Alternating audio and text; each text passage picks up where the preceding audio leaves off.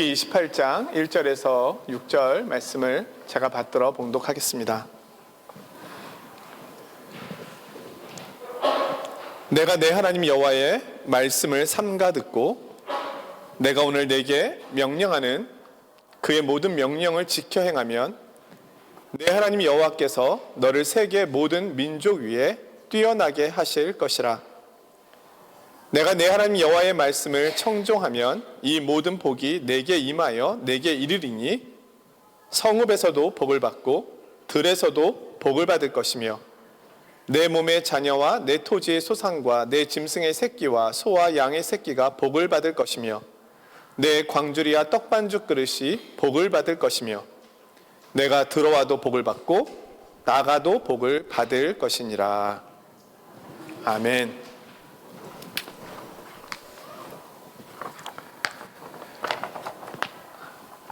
한국을 오가는 비행기 안에서 몇 번의 난기류를 만났습니다. 피해가고 싶었지만 터뷸런스, 난기류가 찾아오더라고요. 난기류가 심해질수록 회개를 많이 하였습니다. 하나님, 용서해 주세요. 제가 파리에 살아야 될 이유를 다 설명해 드렸습니다. 난기류를 통과할 때면 여지없이 안내방송이 흘러나왔습니다. 이동하지 마시고 승객 여러분들께서는 안전벨트를 꼭 착용해 주시기를 바랍니다. 난기류는 피할 수가 없는가 봅니다.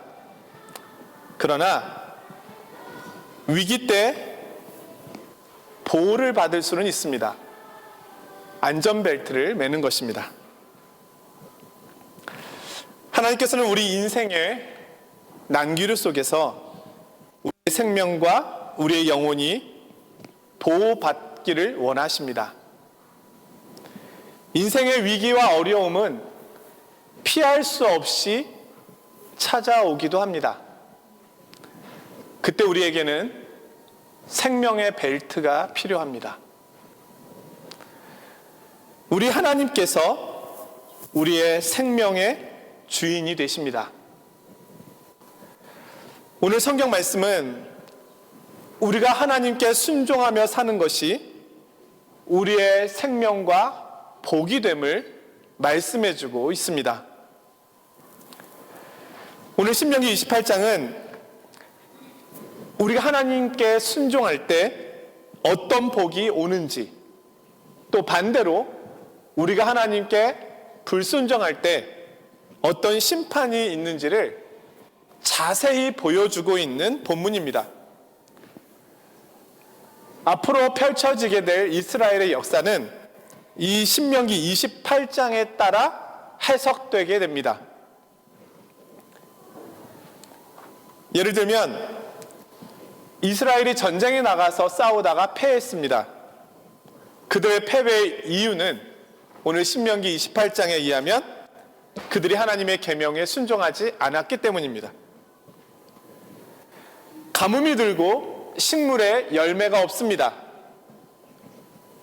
그것은 그들이 하나님의 말씀에 순종하지 않았기 때문입니다.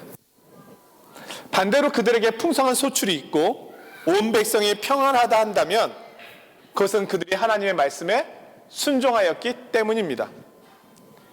이스라엘의 역사를 이렇게 설명하는 것을 신명기적 역사관이라고 말합니다.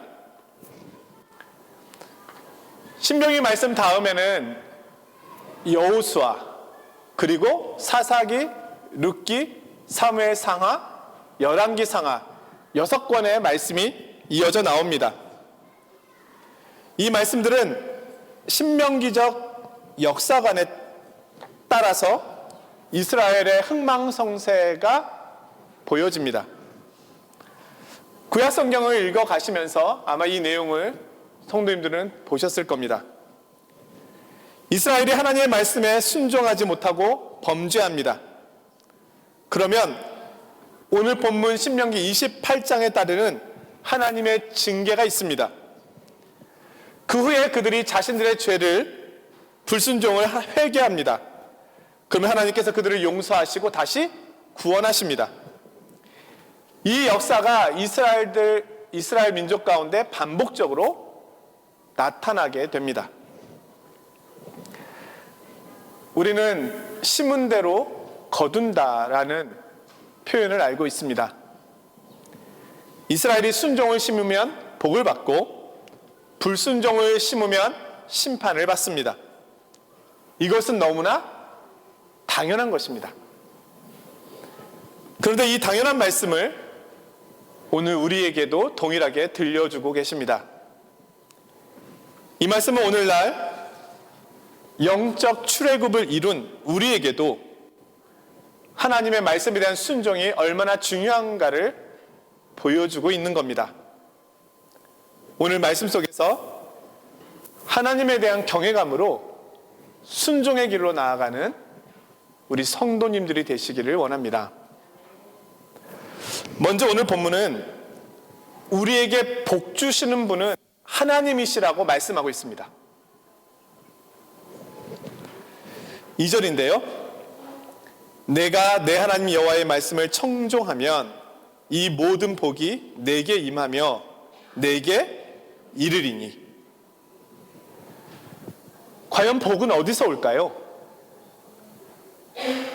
복이 오는 곳을 안다면 우리는 그곳으로 달려갈 것입니다.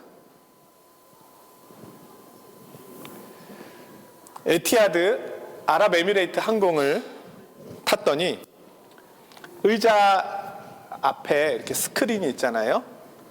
거기에 내가 가고 있는 위치를 보여주는 것이 있고 그 옆에 메카 방향을 알려주는 표시 글이 하나 더 있더라고요.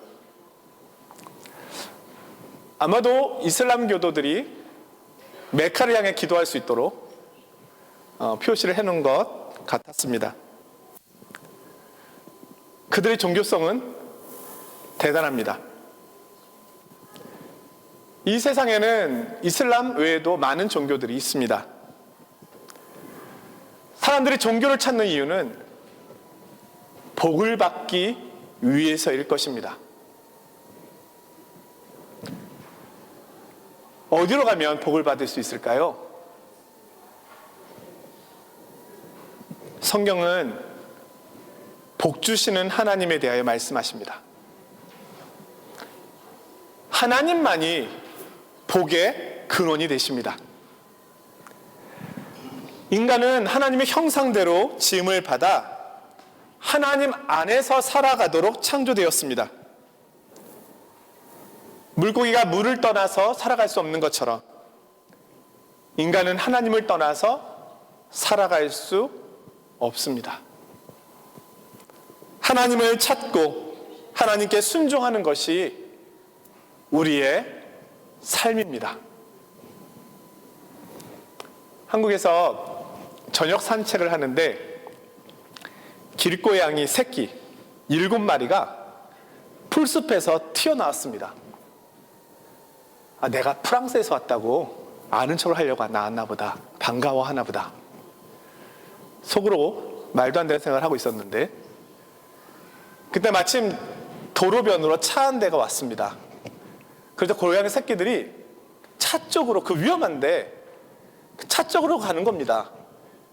그리고 어떤 고양이는 심지어 그 자동차 바퀴에 몸을 막 비비는 거예요. 잠시 후에 한 아주머니가 밥통을 들고 내렸습니다.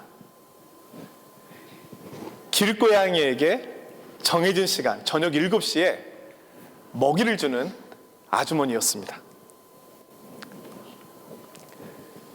그들은 본능적으로 그 시간에 자신에게 먹을 것을 주는 사람이 누구인지를 알고 기다리고 있었습니다. 처음에는 저인 줄 착각하고 있었던 거죠. 근데 국물도 없으니까 그들이 당황해 했거든요.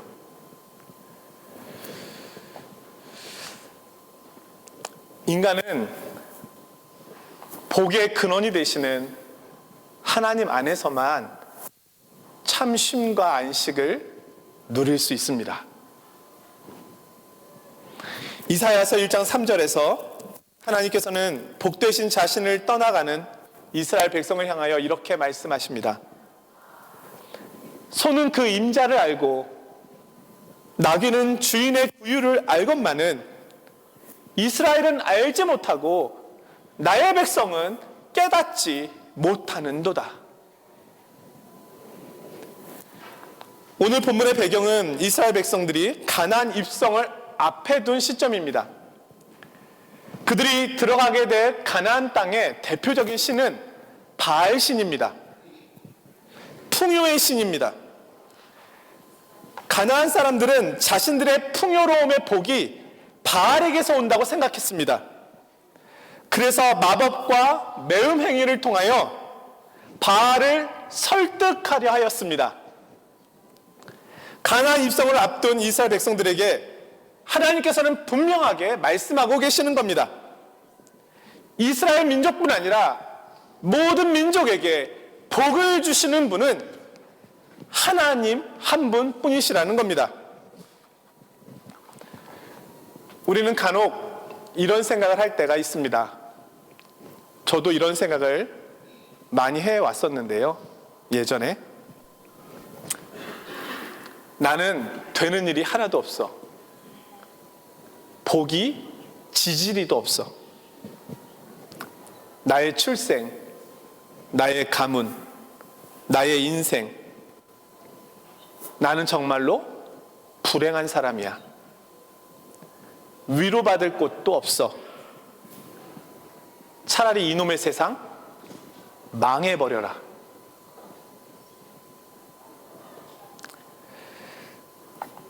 하나님이 찾아오시기 전에 이스라엘의 모습도 이와 다르지 않았습니다.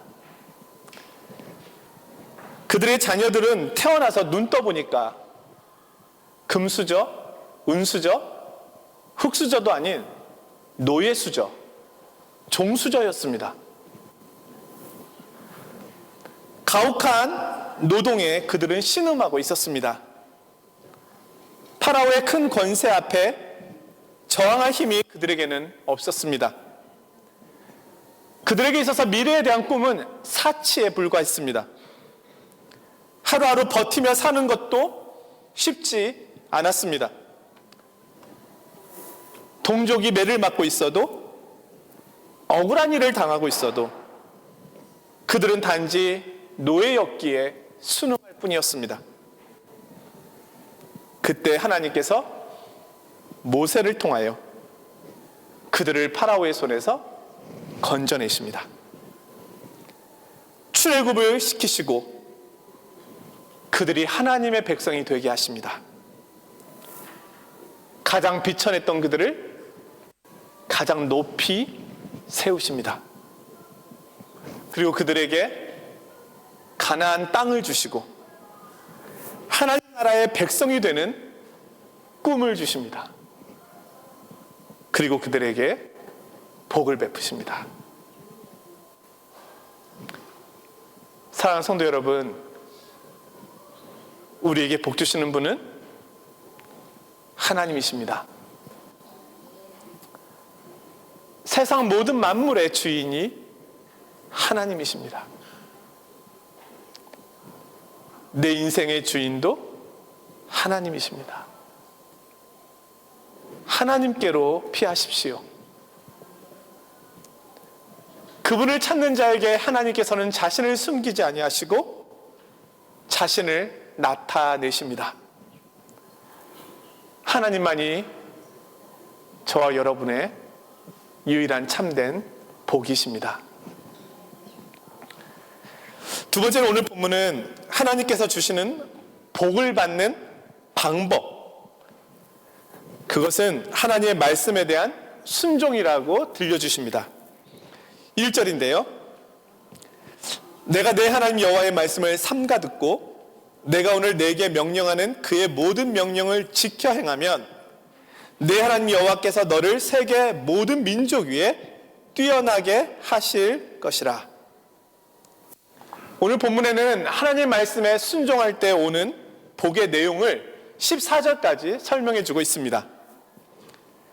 이스라엘이 하나님의 말씀과 법을 지키면 땅에서 이루어지는 모든 활동이 복을 받게 됩니다. 짐승과 가축이 풍요롭게 되고요, 양식이 풍족하고 대적으로부터 안전하게 되고 풍족함을 누리게 됩니다. 그리고 하나님과의 관계에서의 친밀함이 주어집니다. 이 모든 복을 열방이 보게 될 것이고 전쟁에서도 승리를 하게 될 것입니다. 그들은 세계 모든 민족 가운데 가장 뛰어나게 될 것입니다. 소위 천하무적이 될 것입니다. 열방은 하나님께서 이스라엘에게 복 주심을 보고 이스라엘의 하나님을 두려워하게 될 것입니다. 13절에 이런 말씀이 있습니다. 여호와께서 너를 머리가 되고 꼬리가 되지 않게 하시며 위에만 있고 아래에 있지 않게 하시리니. 우리 성도님들이 많이 듣던 말씀이시죠. 제가 어렸을 때 어머니께서 드리는 구역 예배에 참석을 하면 구역장님께서 꼭 저를 위하여 이 기도를 해주셨습니다. 우리 여기 인창이 머리가 될지언정 꼬리가 되지 않게 해달라고. 부분적으로 응답이 되었습니다. 꼬리는 되지 않았는데 머리도 되지 않았습니다.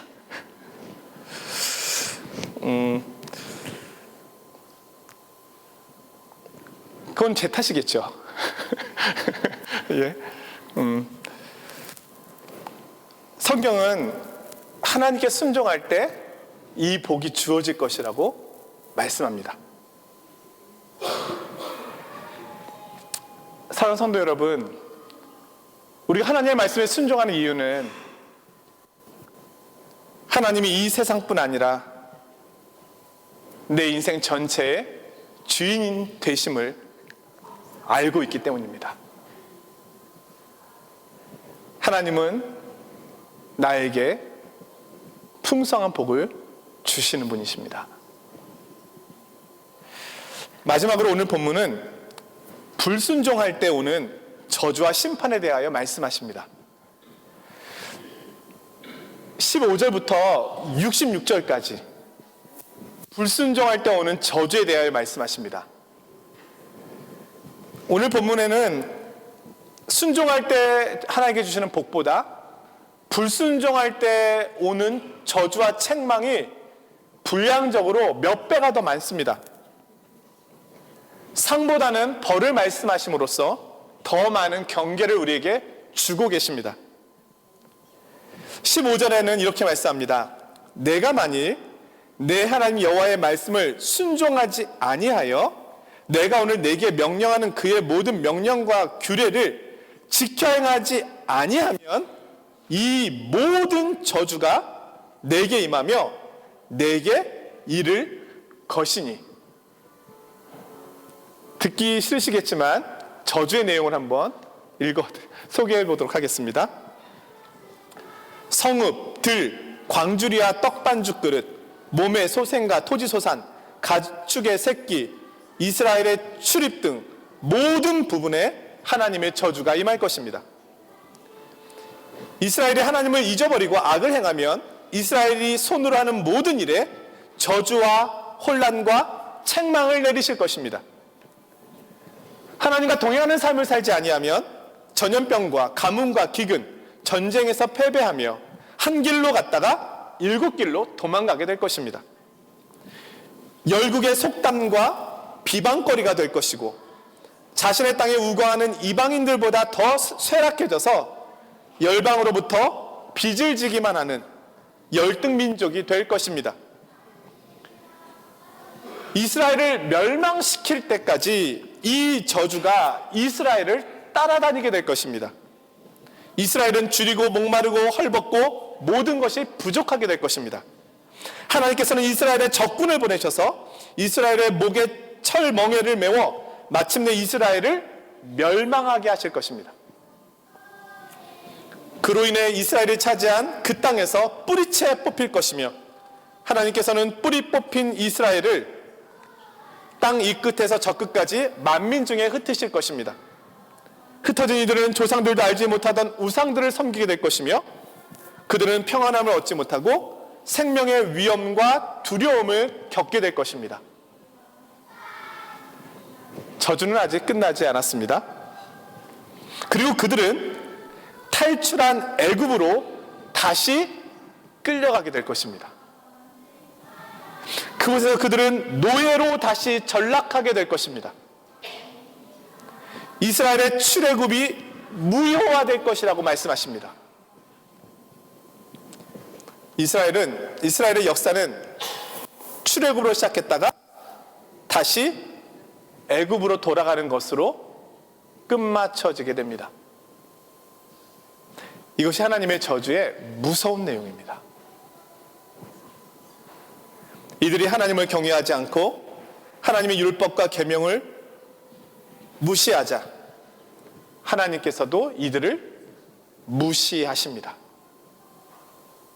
우리가 하나님을 무시하면 하나님도 우리를 무시하실 것입니다. 65절에서 66절을 제가 한번 읽어드리겠습니다. 그 여러 민족 중에서 내가 평안함을 얻지 못하며 내 발바닥에 쉴 곳도 얻지 못하고 여호와께서 거기에서 내 마음을 떨게 하고 눈을 쇠하게 하고 정신을 산란하게 하시리니 내 생명이 위험에 처하고 주야로 두려워하며 내 생명을 확신할 수 없을 것이라. 왜 목사님 무시무시한 이야기를 이렇게 많이 해주시는 건가요? 신명기 28장의 내용을 그대로 소개하고 있는 것 뿐입니다. 우리가 왜 하나님의 말씀에 순종해야 하는지를 하나님께서 이렇게 교육하고 계십니다. 제가 알고 있는 한 분이 파리 시내에서 과속을 하였습니다. 고지서가 날라왔는데 벌금이 135유로가 나왔습니다. 고지서를 자세히 보니까 15일 만에 납부를 하면 90유로로 깎아준답니다. 그런데 45일이 지나도록 내지 않으면 375유로까지 내야 한다고 써 있었습니다. 이분은 너무 놀라서 당장 벌금을 납부했습니다.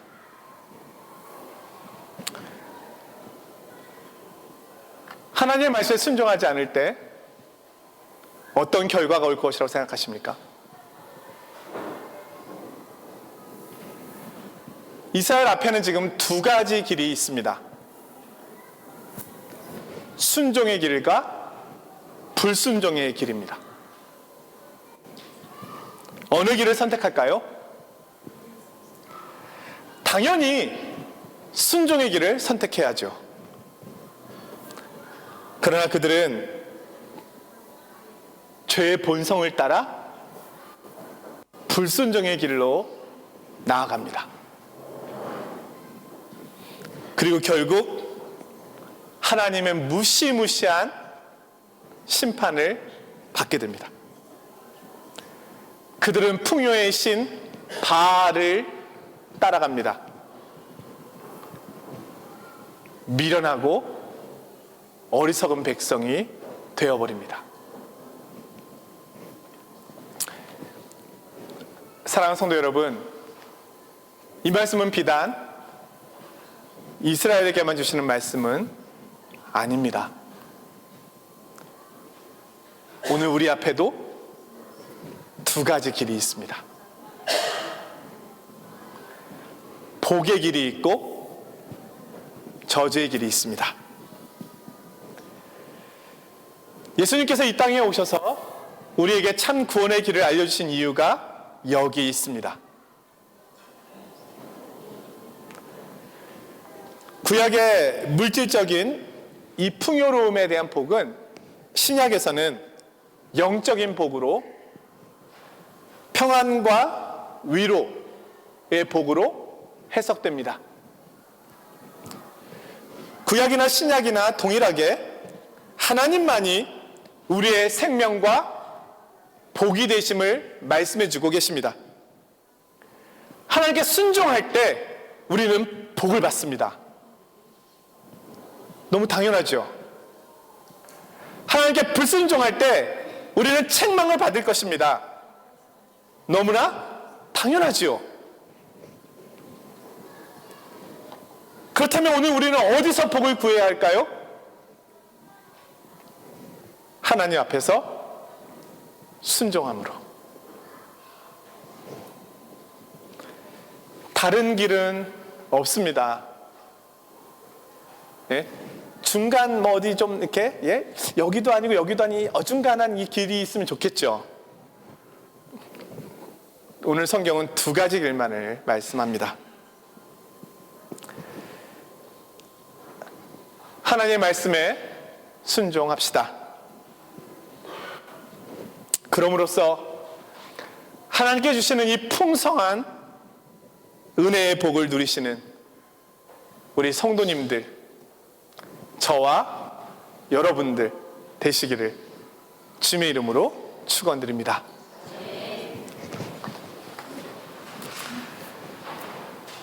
거룩하신 하나님 아버지, 오늘 신명기 28장을 통해서 저희들 앞에 두 가지 길이 있음을 말씀해 주시니 감사합니다.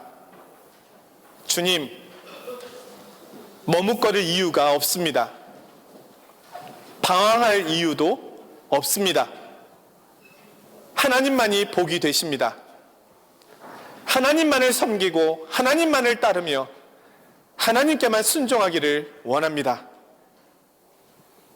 때로는 넘어질 때도 있을 것입니다. 때로는 힘겨울 때도 있을런지 모릅니다. 그러나 그때라도 다시금 하나님만을 바라보며 나아갈 것입니다. 저희들을 붙잡아 주시옵소서. 순종함을 통하여 하나님께 복을 받는 우리 믿음의 성도님들이 되도록 은혜를 내려 주시옵소서. 예수 그리스도의 이름으로 기도드리옵나이다. 아멘.